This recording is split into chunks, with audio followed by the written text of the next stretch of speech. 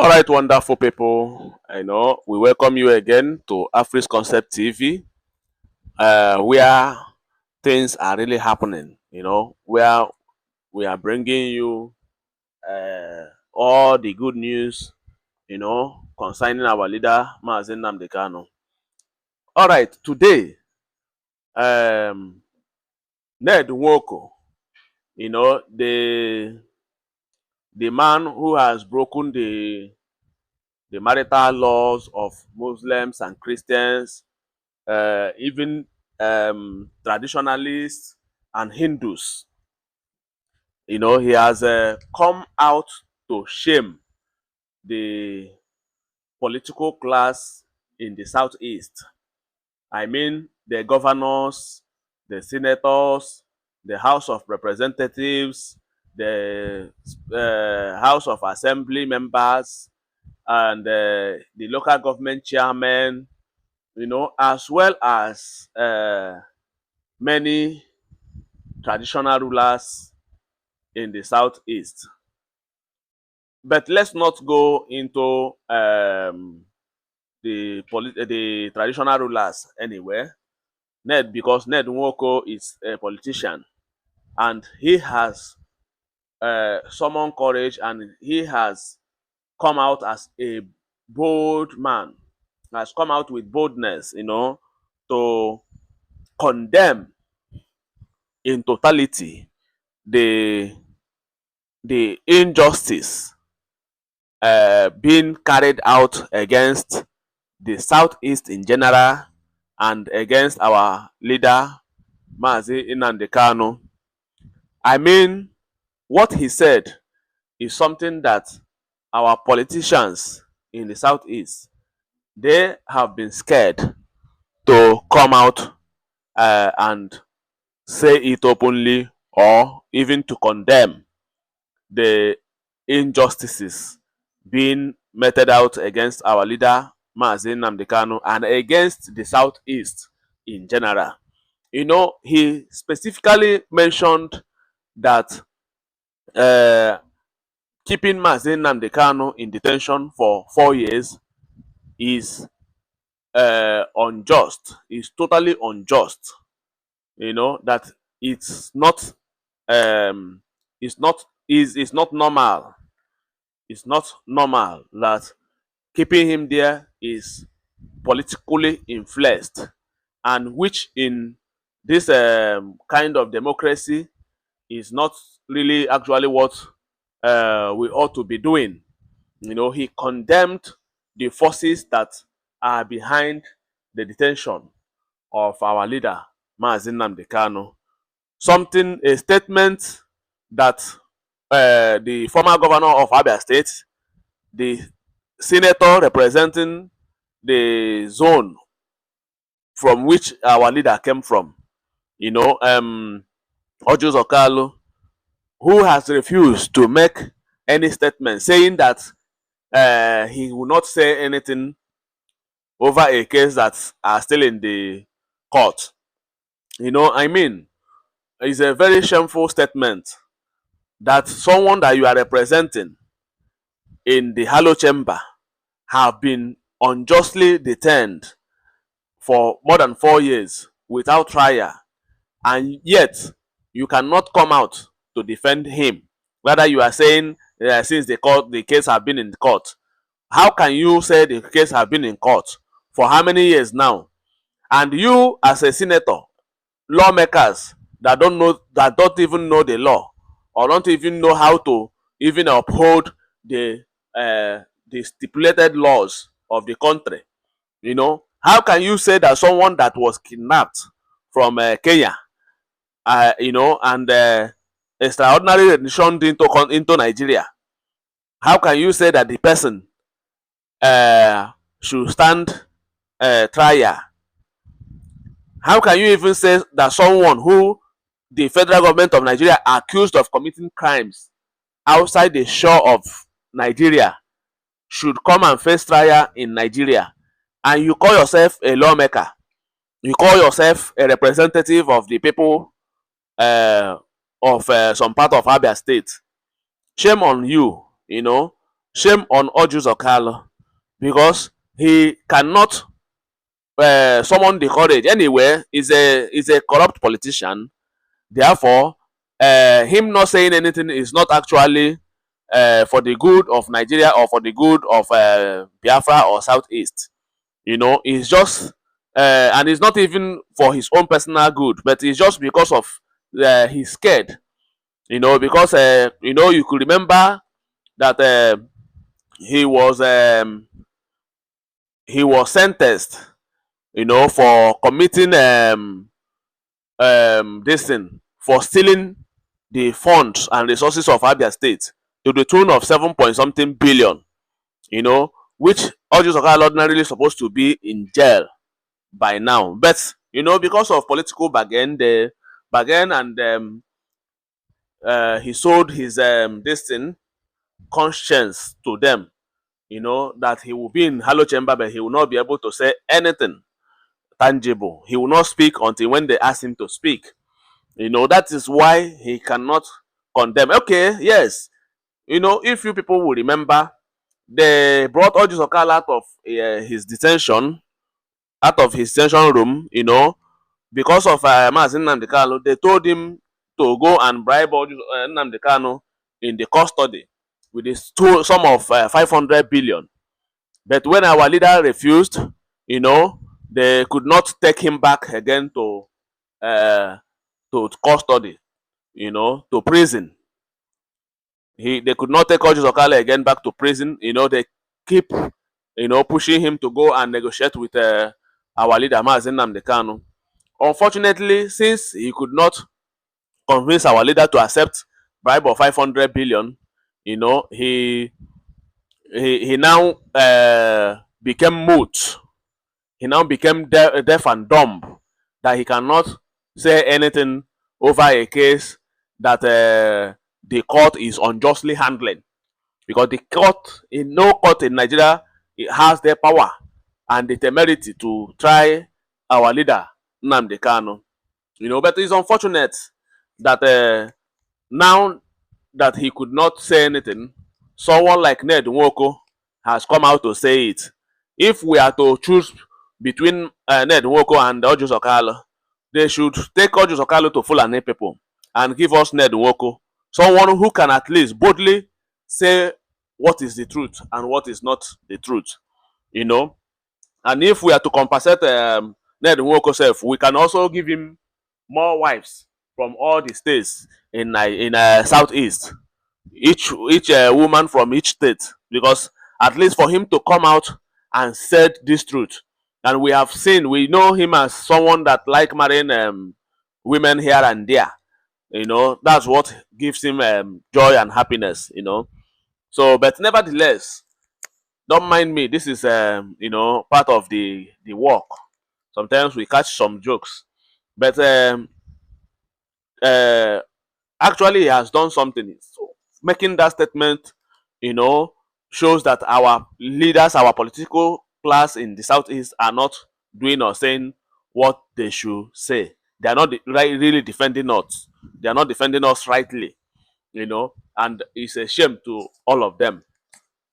So just if this is the first time you are coming across Africa Concept TV, please do well to subscribe and hit the notification bell for more news.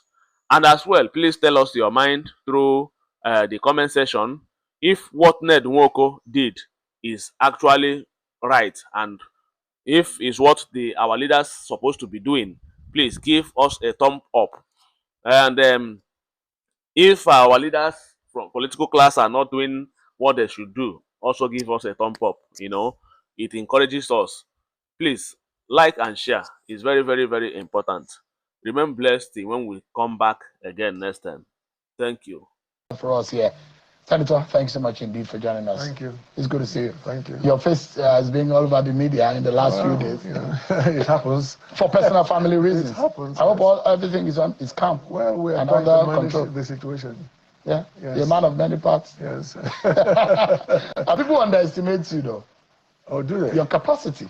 Well, I am who I am. You're an Old Testament man. Yes. I am. But everything is on account right now. Yes, yes. Okay. Thank you. That's not the business of the day. So let's go to the business of the day. Why are you advocating? You are the major pusher, especially on the floor of the Senate. And you have argued with your colleagues the need for an Aniama state. And don't even begin the conversation around marginalization, because that is the first thing, because people will say we have Southwest 6 states, South 6 states, Northeast 6 states, North Central 6 states, Northwest 7 states, but Southeast 5 states. Is that part of the agenda to fix the Southeast that seems to be smaller in terms of the number of states, or what? Well, almost just over a year ago, I had a meeting with the President Bola Ahmed Tinubu, where I discussed about the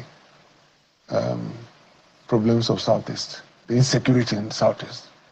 You know, what do we do to address it? And he knows the problems, and he also has an idea. The whole idea is that there should be some level of equity extended to the Igbos of Southeast by having an additional state. It wasn't going to be an easy task, you know, to create one, but it is doable. And I'm happy that we have come this far. The point is this: even at that time, it was understood that the problems of Southeast, the agitations of the youths of Southeast, the killings there, the referring to the ESN groups and ESN and IPOB and the rest of them. These are young people who have come up to say that they are fighting for freedom because they are marginalized. And one of the areas that they've all spoken about and against is the fact that they are the only zone. Southeast is the only zone in Nigeria that has 5 states. Why is that? Why was it done intentionally to undermine them? Of course, yes. And from engaging those youths, it became so obvious that if a step is taken in creating one state, just one state, to bring it apart with the 5 other zones, let's leave Northwest out of this now, at least bring it apart to the 4 other zones, then something would have been done for them. You know, yes, they are clamoring for different things, but I mean, not least, of course, the release of Nnamdi Kanu. They're asking for it. We know that that is something that has to be done. You know, you would just say Nnamdi Kanu to be oh yes, yeah, of course. Why do you think so? Nnamdi Kanu has been in custody for some time now. I believe that he has been held unjustly. Many people feel that way. As a lawyer, do you think so? Oh yes, yes. That the judicial process is unjust? Yes, yeah, no, it has been. There's a lot of delays in prosecuting him and all that. If you want to get him tried and convicted, get on with it, you know. But this is a guy who has been held unjustly, as I said, you know, for so many months. And the Buhari government started it. Oh, yeah, I'm not talking about this government. Trial. No, so the point I'm making now. I'm talking about the previous government under Buhari. When it's facing a judicial process right now. Yes. Saying it's unjust because the argument is that there should be a political solution, maybe a null prosecution. Prosecution should be established on that for the case to be withdrawn. But there are those who say, well, there are allegations and it's left for the law for him to have his day in court, which is in process. But as you know, there have been some pronouncements by the Federal High Court, which has not been respected, you know. So his incarceration is the main reason for the crisis in Southeast. The crisis started before he was even arrested. No. The killings, the burning of police station, the killing of police officers and all whatnot. Well, look, the problem in Southeast is very different from what is said in the Northeast or Northwest and all those areas. You know, the problem in Southeast has to do with the perceived injustice by governments, successive governments. So what needs to be done? And one of it's why I'm here today, talking about the creation of states to make up the number up to 5. And then you have the release of Nnamdi Kanu. By the time you do these two things, I am almost certain that peace will return to Southeast. Let me ask you this question. I have spoken to so many youths in Southeast, from Southeast, and they have assured me that that they are prepared to be engaged by us, by the leadership. When this is done, they don't want to die. The youths don't want to die. They want to go back to schools. They want to go back to their jobs. All they want is some level of respect and acknowledgement by the nation, by the government of Nigeria. I want to ask you, and this exists in almost every region of the country, where you have your brothers in different states and all whatnot. Are there Igbos outside of the 5 states of the Southeast in Nigeria today? Well, I'm surprised you're asking. No, because for the sake of our... Yes, for the sake of your listeners. Yeah. Let me say this. When it was Western Nigeria, when we had Western Nigeria, I'm sure you've heard of some people being described as Western Igbos. Subsequently, when Midwest was created, by referendum, as you know, they were called Midwest Igbos. Then the name changed to Bendel. They were called Bendel Igbos. And of course, Delta came up with Edo State, and now they're called the Delta Igbos. And that is the Anyomas, the people, our people. 9 local governments areas. In that senatorial district. And we are almost completely Igbos. Of course, there are arguments about some areas, some people have come from Igala or come from Benin. But the fact is that, according to Delta State gazetted laws, there are only 5 ethnic groups in Delta: the Yorubas, the Igbos, the Ejos, the Shekiris, and the Isokos. There's no mention of Benin. There's no mention of Yorubas, or also within Delta North. Apart from Delta North, there are those who say, and you might be touching the wrong nerve here. In River State, for example, there are Igbos there. Of course, the Ikweres. Opobos. Or the Opobos. They're everywhere. Igbos are everywhere. Igbos actually. So, if you create, for example, are you hoping that they will join the Anoma State, or Anoma State is going to solely from your proposition and the literature that they have put forward, is going to be solely from the 9 local government areas of Delta North? Look, initially, my bill was centered around the 9 local government areas of Delta North. And however, a lot has happened since then. But if you look at the explanatory note to my bill, it talks about the Anoma State to become the 6th state of the Southeast, the 37th state of the country. Does the Southeast, so the 5 states in the Southeast, see you as Igbos? Of course, yes. And I've heard, I don't speak much of Igbo, but I've heard I can tell you, look, the 45 Igbos of the Anomas. No. Every language has dialects. Every language, even Yorubas, from Lagos to Oyo to... Even the Enugu Igbo is different from the Abia Igbo, is different from the Onitsha Igbo. Yes. But we are all Igbos. Anyoma is historically an Igbo enclave. And there's no doubt about that. From our names to our language, to our culture, our tradition, our food, everything is Igbo. And we have always identified ourselves as Igbos. Of course, there were 2 reasons why, for so many, almost like centuries, we were kept at the back burner, kind of confined to Western Nigeria. And why most people some people from my area seem to have gotten to the point where they were not sure whether they were Igbos or not Igbos. But majority of us understand who we are and understand where we've come from. And let me just explain what I mean. There are, during the war, the Civil War, most people, we had the Asaba massacre. After the Asaba massacre and the rest of the killings within our area, we were told as kids that if you see Nigerian soldiers, you must not admit that you are Igbo. You must tell them that you're from Benin or that you are Yoruba. These are kind of things that we had to do to survive the ethnic cleansing that happened at that time. So, of course, there was also this issue of Benin Empire. You know, at the time there was a Benin Empire where, you know, Benin at its height extended their tentacles to our area. So much so that some people began to think that they were Benis, but we were not Benis, we were Igbos. And there's nothing Benin about us. So you have people from Agbo, from Kwale,